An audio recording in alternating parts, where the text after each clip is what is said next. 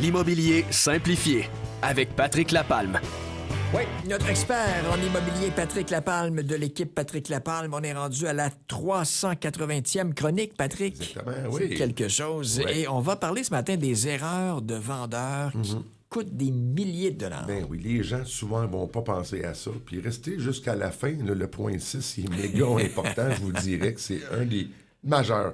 Donc, ce qu'il faut vraiment voir, il ne faut pas que le client va se tirer une balle dans le pied, le vendeur, en se préparant pas. Puis naturellement, on le sait, nous les courtiers, c'est des émotions que les gens, quand ils vont voir leur propriété, ils veulent être là, mais il faut avoir vraiment établir une bonne stratégie dès le départ. Les erreurs que vous voyez, j'imagine, régulièrement depuis tant d'années. Ben, fréquemment. Puis on les voit aussi avec les ventes par propriétaire qui nous demandent d'amener vendre le propriété ensuite et compagnie. Fait que donc, on va les aiguiller. Première erreur à éviter. Première erreur, la surestimation du prix de vente. Donc, on va fouiller vos comparables, on va regarder le tout, le secteur et compagnie, on va vous donner un prix. Mais ce prix-là, bien souvent, vous, avec vos émotions, ce que vous avez mis comme travail à l'intérieur de la propriété, vous allez vouloir avoir plus cher. Mais la réalité n'est pas celle-là.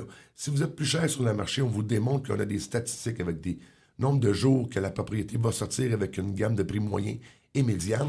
C'est appuyé. On vous le dit, c'est là. Ce qui arrive, c'est que ça retarde la vente et en plus, c'est que ça fait peur à certains acheteurs si c'est trop longtemps en vente. Oui, c'est ça? On appelle ça brûler une propriété. Okay, et les gens, quand la mise en marché optimale n'est pas faite bien dès le départ, les photos complètes, toute la documentation, on en parle au point 4, il faut vraiment s'assurer que on va vraiment aller de l'avant pour avoir un bon prix réaliste du marché. L'acheteur, lui, il voit les autres comparables. Il les voit tout au complet. OK. C'est vraiment une grosse erreur. Vous allez aller en baisse de prix, c'est naturel, puis vous ne serez pas nécessairement heureux à la fin. Donc, deuxième point, négligez les réparations mineures. Vous avez un robinet qui fuit, puis on ne parle pas là, de rénovation complète de la propriété. Là. Un robinet qui fuit, des plaintes graffinées par toutou ou minou, des trucs comme ça, vous donnez une bonne impression sur l'entretien de votre propriété. Faites-les, ces petits travaux-là, puis oubliez-le jamais. Un acheteur qui rentre dans votre propriété, que lui se voit à devoir, admettons, aller changer des plaintes parce que toutou, pitou, ils l'ont brisé. Pour lui, là, ça va coûter 1000 pièces faire ça. Pour vous, ça va peut-être vous en coûter 200 $ pour faire le travail. C'est toujours x2, x3 pour un acheteur. Puis en négociation, c'est sûr que si vous n'êtes pas en offre d'achat multiple, l'incidence va être directe sur votre prix de valeur de votre propriété. C'est clair, net et précis. C'est l'effet wow aussi. Quand tu arrives, c'est beau, le petit dit wow, il n'y a pratiquement rien à faire, c'est beau, c'est à moi. Exactement. Okay. Puis là, le prochain point, le point 3, le manque de home staging. On voit parfois la dépersonnalisation aussi. On voit parfois là, des photos de propriété sont prises. Le bac à linge est dans la salle de lavage et compagnie. On voit même des fois des endroits, des taches sur les murs directement sur le bord des poignées de porte. Écoutez, allez procéder à un ménage. Vraiment, faites du home staging aussi. On comprend que vous êtes dans votre émotion, vos grosses photos de famille, vos voyages que vous avez faits en Inde et compagnie. Dépersonnaliser la propriété. L'acheteur, lui, quand il va rentrer, dans la première minute, il faut qu'il se sente chez lui. L'odeur et compagnie, effectivement, ça, c'est vraiment stratégique aussi. Les litières et compagnie, là, et tout ça. Là, c'est un montant à prévoir pour le home staging? Grosso modo, là, pour les réparations mineures et le home staging, on parle d'environ 2 % de la valeur du prix de vente de la propriété. Donc, ça vous donne quand même un bon gap, là, quelques milliers de dollars pour vraiment faire le tour. Puis vous n'êtes pas habile, un exemple on prend l'exemple des peintures avec des murs de peinture couleurs vraiment éclatantes. On tombe avec des couleurs qui sont vraiment plus neutres, là, et ça va vraiment être important de le faire. Là. Quatrième erreur à éviter, être en retard dans sa préparation de documents. Mise en marché optimale de votre propriété, c'est la stratégie numéro 1. Il faut vraiment que le courtier immobilier, quand il va s'asseoir avec vous, si votre certificat de localisation n'est pas à jour, attendez au pire. Parce que là, on commence à voir de plus en plus des notaires qui ne veulent plus faire de retenue en cas de problématique sur une propriété si l'acheteur, le vendeur doit faire des trucs dans la propriété. Et, mettons un exemple, certificat de localisation, il est vieux.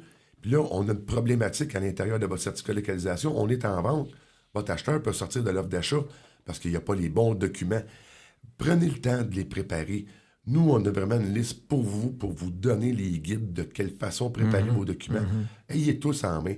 Un règlement de zonage, d'usage, votre certificat de localisation qui est à jour, vos comptes de taxes municipales, scolaires, vos servitudes, tout ce qui va toucher la propriété. Plus qu'une propriété est documentée, mieux qu'elle est vendue. Puis une incertitude de la part d'un acheteur qui est coup-ci, coup-ça, va vous rentrer une offre d'achat beaucoup plus basse, c'est sûr et certain.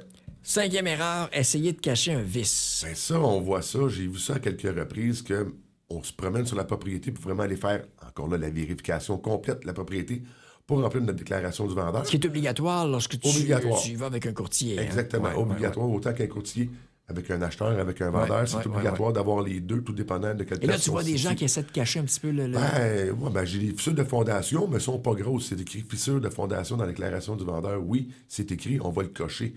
Et ce qu'il faut savoir, c'est si on est au courant d'un fait, parce qu'oubliez pas, si vous avez acheté avec un courtier antérieurement, les anciennes fiches, on les voit, nous, au complet.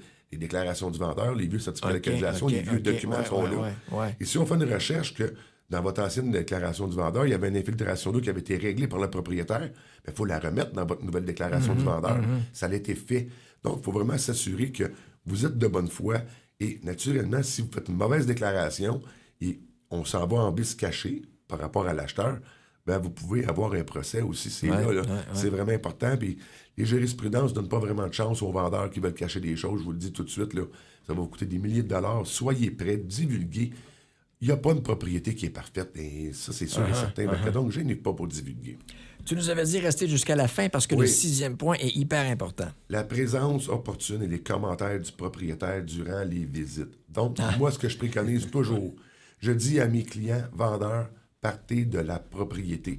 Parce que oui, vous êtes émotionnellement lié à votre propriété.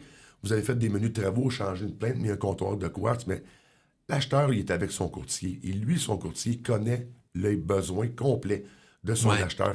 Restez pas là. Puis vous allez lui donner, bien souvent, sans le savoir, des munitions. Même moi, le premier, quand j'ai un client qui est avec mon acheteur, avec moi, quand je visite un vendeur, des fois, puis le vendeur est là, on essaie de le faire parler un petit peu. As-tu des offres d'achat? As-tu ici? As-tu ça? Mais moi, je travaille pour mon client acheteur. Mais donc, le vendeur, quittez la propriété. Si vous ne pouvez pas la quitter, changez de pièce. Laissez-nous discuter avec les clients. Allez placer la propriété. On les connaît, leurs besoins. N'essayez pas de t'en mêler, là. Essayez pas de vous en mêler. Vous allez perdre des milliers de dollars. Vous allez donner des stratégies au courtier de l'acheteur et à son acheteur pour avoir un prix plus bas. Ah, ben là, je m'en vais, je déménage à telle place. Vous déménagez, personne, on le sait, c'est à vendre. Personne a affaire à savoir pour quelle raison. Et c'est vraiment de laisser le courtier gérer la négociation d'un bout à l'autre.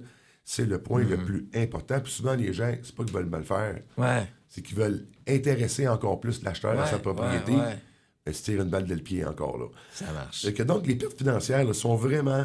Là, c'est pas le marché qui va souvent créer la perte financière. C'est que vous n'ayez pas suivi les 6 trucs qu'on vous donne ce matin. Le marché, il nous parle, il nous dit les valeurs de propriété pour tel type, sur le bord de l'eau, peu importe lesquelles, c'est dans telle et telle valeur. Si vous voulez aller vers un prix beaucoup trop élevé, vous allez avoir des baisses de prix, puis vous ne vendrez pas dans les délais qu'on voit dans les délais de vente des propriétés. Oui, puis c'est à l'inverse, ton prix est trop bas, vous allez perdre des sous aussi. Donc, vous êtes en mesure de nous dire, dans le secteur, ce type de propriété, ça se vend à ce prix-là. Puis les comparables, on les a à grandeur du Québec. On est là pour vous appuyer dans votre démarche. Donc, pour vendre ou acheter ou encore pour réentendre une des chroniques, on le fait de façon assez facile. Bien, certainement. Vous pouvez aller tous les réseaux sociaux, tout l'ensemble des chroniques immobilières, ils sont disponibles. Aussi pour me rejoindre au 450-499-5544. C'est très facile aussi. Patrick Lapalme, un but, une passion. Vendu.